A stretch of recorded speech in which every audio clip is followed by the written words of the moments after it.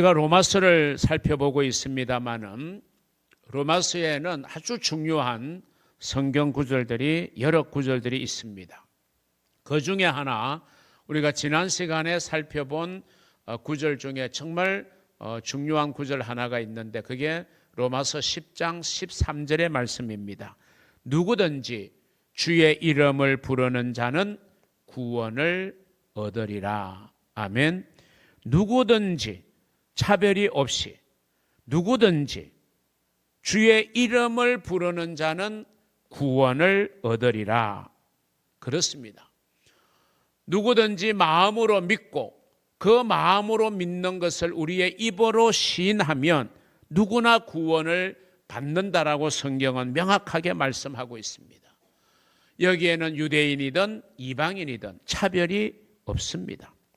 구원은 우리가 뭔가를 열심히 노력해서 얻을 수 있는 힘든 것도 아니고, 구원은 우리가 어떤 목표를 향해서 열심히 달려가야 우리가 겨우 찾아낼 수 있는 먼 곳에 있는 것이 결코 아닙니다.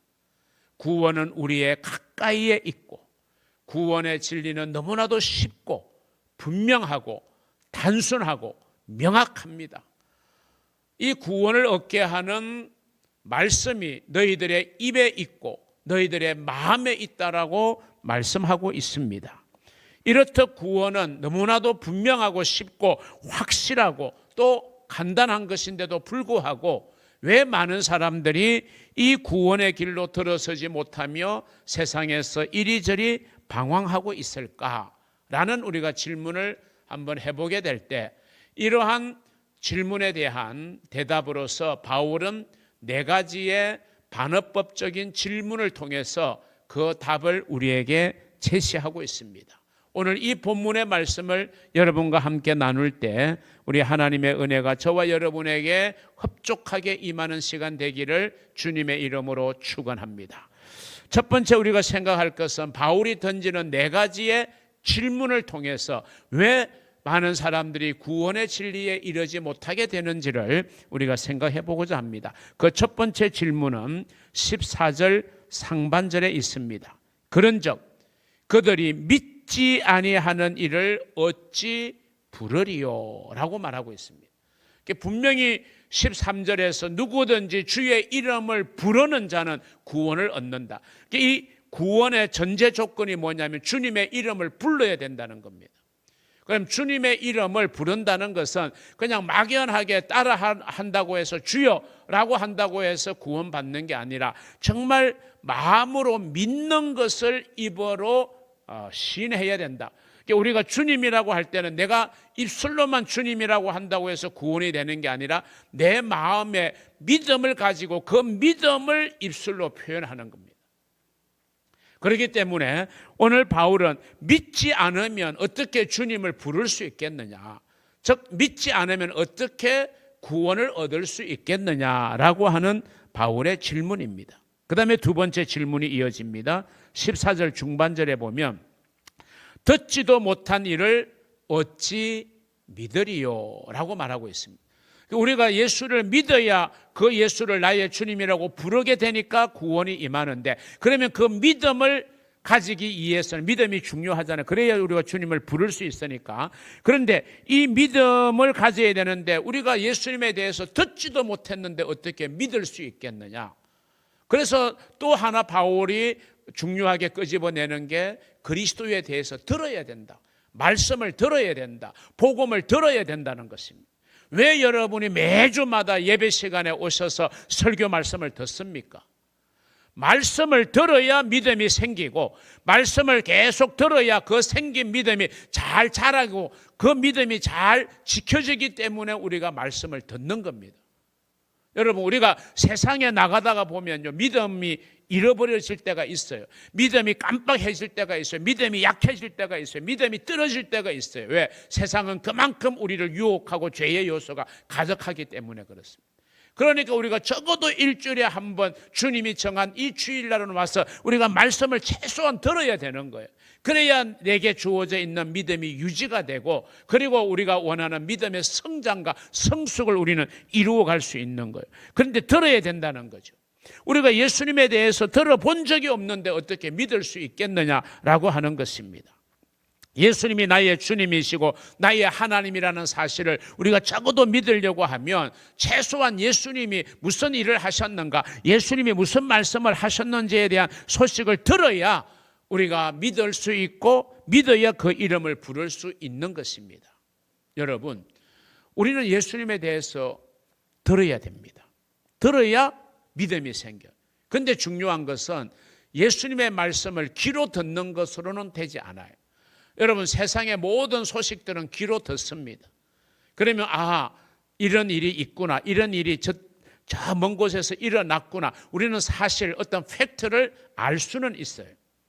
그런데 여러분, 예수님에 대해서 지식이 중요한 게 아니라 우리는 예수님의 말씀을 들어야 믿음이 생기는데 어디에 들어야 되느냐? 마음으로 들어야 되는 거예요. 왜? 마음으로 믿어 의에 이르고 마음으로 믿는 걸 입으로 시인할 때 구원에 이르게 된다. 그래서 세 번째 질문을 바울은 이렇게 말합니다. 14절 하반절에 전파하는 자가 없이 어찌 들으리요? 들어야 믿음이 생기고 믿음이 생겨야 주님을 부르는데 그럼 들으려면 누가 전해줘야 되잖아요. 여러분, 옛날 사람들은요, 세상 돌아가는 일에 대해서 조금은 잘 알지를 못했어요. 그냥 내 눈에 보여지는 것만 알았어요. 왜? 매체가 없었기 때문에. 전달해주는 매체가 없었기 때문에 그냥 내가 귀로 듣고 내 눈으로 본 것만 아는 정도지 도대체 저 먼 지역에서 무슨 일이 일어났는지를 전해주는 사람이 없으니까 알 수가 없는 거예요. 그런데 요즘은 얼마나 미디어가 발달되어져서 우리와 너무나도 거리가 먼 나라에서 일어난 일도 조금만 지나면 바로바로 소식이 우리에게 전해져요. 라디오를 통해서, TV를 통해서, 신문을 통해서, 유튜브를 통해서 전해져요. 그 다음에 네 번째 마지막 질문입니다. 15절 상반절에 보내심을 받지 아니하였으면 어찌 전파하리요? 보내심을 받지 아니했으면, 여러분, 복음을 아무나 전할 수 있을 것 같아요? 여러분, 방송국에서 어느 나라에 특파원을 보냅니다. 그럼 그 특파원의 모든 경비와 생활비와 그곳에서 정착하여 살아갈 수 있는 모든 환경을 다 제공해 줍니다. 왜? 보냈기 때문에. 그럼 그 사람은 보냄을 받았잖아요. 그러면 자기의 역할을 최선을 다해서 해야 되는 거예요. 그런데 특파원으로 파송했는데 날마다 빈둥빈둥 놀고 여행만 다니고 전혀 소식을 취재하거나 전해주지 않으면 그 사람은 다시금 불러게 돼요. 소환하게 돼요. 다른 특파원을 보내게 될 겁니다. 여러분, 우리가 정말 전해주는 메신저가 그 전하는 메시지를 가지고 있어야 돼요. 여러분, 우리가 예수 믿는다고 해서 아무나 메신저가 되는 거 아니에요. 정말 우리가 보냄받아야 돼요. 주님으로부터. 여러분, 이 보냄받았다라고 하는 이 사명, 이 소명의식을 우리가 가지는 게 참 필요한데, 우리가 각 나라에 대사를 보내잖아요. 그 대사를 보내는 것은 그 나라에 우리나라를 대변하라는 것이고 또 그 나라의 어떤 상황들을 우리 국가와 긴밀하게 의논하면서 이 세계화 시대에, 글로벌 시대에 우리나라가 어떤 태도를 취하고 무엇에 중점을 둬야 할 건지가 또 이렇게 정책적으로 입안되어지는 하나의 중요한 역할이 각 나라에 나가 있는 대사들이에요. 여러분, 우리는 그리스도의 대사들로 부름을 받은 사람, 그리고 우리는 그리스도의 대사들로 보냄을 받는 거예요. 어디로? 복음을 들어야 하는 곳으로. 우리의 가정일 수도 있고 내가 사는 내 삶의 터전인 이웃일 수도 있고 내가 다니는 직장일 수도 있어요. 말씀을 정리하면 그렇습니다. 주님은 우리를 보내시기를 원합니다. 성령이 왜 우리에게 오셨어요? 사도행전 1장 8절 오직 성령이 너희에게 임하시면 너희가 권능을 받고 예루살렘과 온 유대와 사마리아와 땅 끝까지 이르러 나의 증인이 되라. 복음을 전하는 메신저가 되라고 우리에게 성령을 주시는다고 성경은 분명히 말씀하고 있어요. 두 번째 나아갑니다.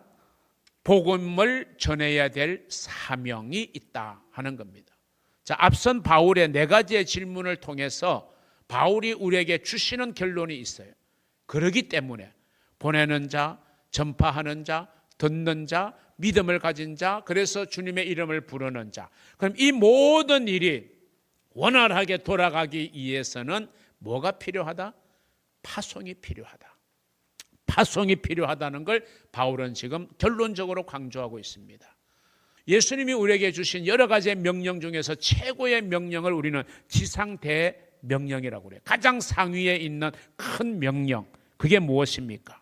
사람들을 파송해서 모든 사람들을 주님의 제자로 삼도록 해라. 이게 주님이 주신 최고의 명령입니다. 그 명령이 마태복음 28장 19절 20절에 있습니다. 그러므로 너희는 가서 모든 민족을 제자로 삼아 아버지와 아들과 성령의 이름으로 세례를 베풀고 내가 너희에게 분부한 모든 것을 가르쳐 지키게 하라. 이것이 주님의 명령입니다. 이 명령은 선택이 아닙니다. 그저 우리는 그 명령에 순종할 뿐입니다. 여러분, 복음을 전하라는 이 명령에 순종하여 복음을 전하러 가는 사람들의 발이 아름답다, 이렇게 인정하시는 거예요. 그게 오늘 본문 15절 하반절에 기록된 바 아름답도다. 좋은 소식을 전하는 자들의 발이여 함과 같으니라. 좋은 소식, 즉 주님의 복음, 구원의 소식을 전하는 자들의 발이 아름답다, 이렇게 말씀하고 있습니다. 저는 여러분들의 발이 아름다운 발이 되기를 바랍니다. 주님이 여러분의 발걸음을 아름답게 인정하시면요, 여러분이 생각할 수 없는 놀라운 은혜와 축복들을 여러분에게 부어주실 줄로 믿습니다. 마지막 세 번째, 믿음이 있어야 주님의 이름을 부르고 그래야 우리가 구원받는데, 그런 믿음이 생기는 비결이 뭘까? 오늘 16절에 보면 이렇게 말합니다. 그러나 그들이 다 복음을 순종하지 아니했다. 복음을 다 순종하지 아니했다는 말은 복음을 듣기는 다 들었는데 복음을 들었다고 다 순종한 게 아니라는 거죠.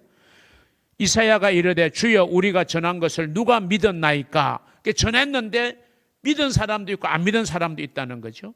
복음을 전했지만 모든 사람이 다 복음에 순종하는 것은 아닙니다. 전도를 해보시는 분은 철저하게 경험할 거예요. 어떤 사람은 복음을 전해주면요, 막 무안함이 돌아오기도 해요. 전하는 사람에게. 아니면 막 좋지 않는 막 눈빛과 그런 태도로 정말 자존심 상하게 하는 일도 경험하실 거예요. 그런 사람도 있는가 하면 또 어떤 사람은 정말 좋은 반응을 보이는 사람도 있어요. 여러분, 우리는 항상 모든 일을 부정적인 면을 보면요, 아무 일도 우리는 못하게 돼요. 긍정적인 면을 봐야 돼요. 사람의 모든 일은 마찬가지예요. 부정적인 부분이 있고 긍정적 부분이 있어요.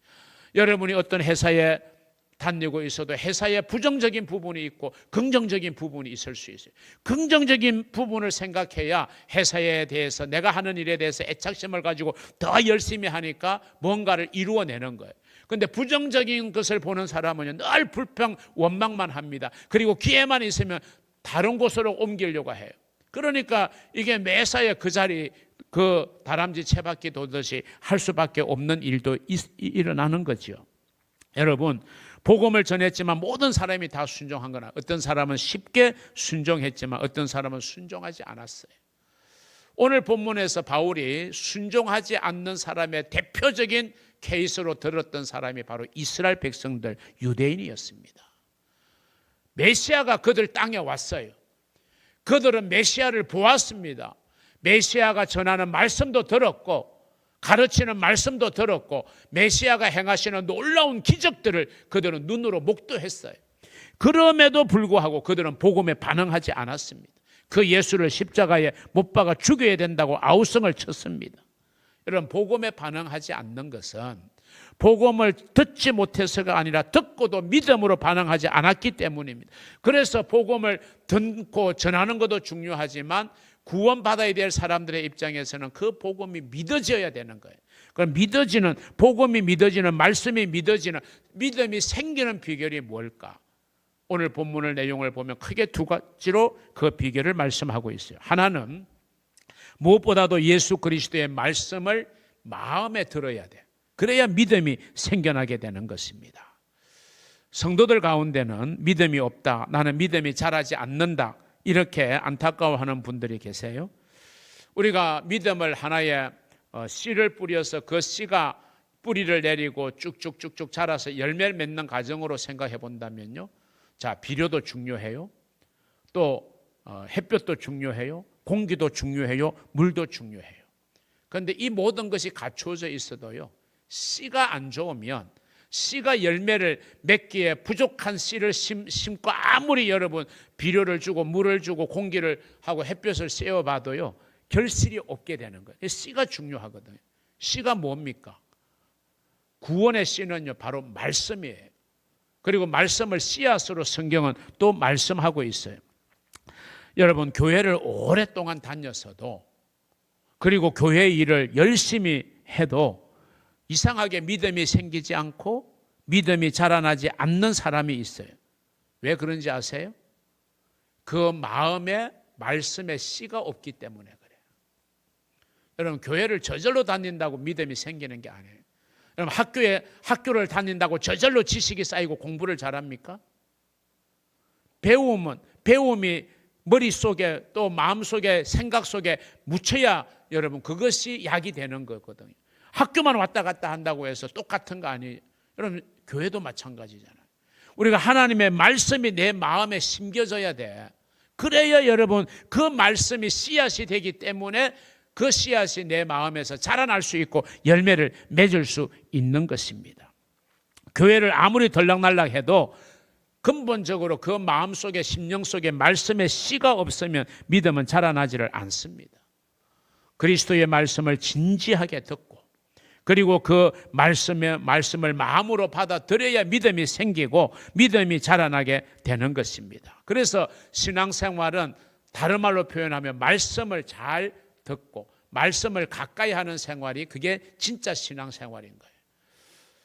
한 번은 마르다가 열심히 주님을 위해서 음식을 준비하다가 화가 났어요. 왜? 자기 혼자 열심히 준비하는데 자기 동생은 예수님의 무릎에 앉아서 말씀을 듣고 있거든요. 내 동생으로 하여금 나를 와서 도와달라고 그렇게 꾸지람을 책망을 하라고 주님 앞에 말하잖아요. 그러니까 예수님이 뭐라 그래요? 내버려둬라. 저는 좋은 편을 택했다. 여러분, 하나님의 말씀을 정말 마음으로 듣는 것이 주님이 생각할 때 정말 좋은 편을 택하는 것이라는 이야기죠. 그건 뭘 이야기하느냐? 봉사를 무시하라는 게 아니고 봉사도 중요하지만 무엇보다도 신앙생활은 먼저 본인의 마음속에 하나님의 말씀이 있어야 된다. 말씀이 없이 봉사하고 말씀이 없이 뭔 일을 해도 그것이 신앙 성장에 유익하지 않다는 거죠. 먼저 말씀으로 돌아가야 된다는 것을 강조하고 있는 거죠. 신앙생활은 말씀을 듣는 일이 매우 중요합니다. 또 다른 하나는 씨앗이 땅에 뿌려지는 거잖아요. 씨가. 여기서 그러면 땅이라는 것은 우리의 마음밭을 이야기하잖아요. 하나님의 말씀이 내 마음에 뿌려지니까 내 마음밭도 중요해요. 아무리 좋은 씨라도요, 길가에 뿌려보세요. 그럼 그 콘크리트 길가에는 이 씨가 뿌리를 뚫지 못해요. 그래서 자라지 못하는 거예요. 흙이 가득한 돌밭을 뿌려봐도요, 깊게 뿌리를 내리지 못해요.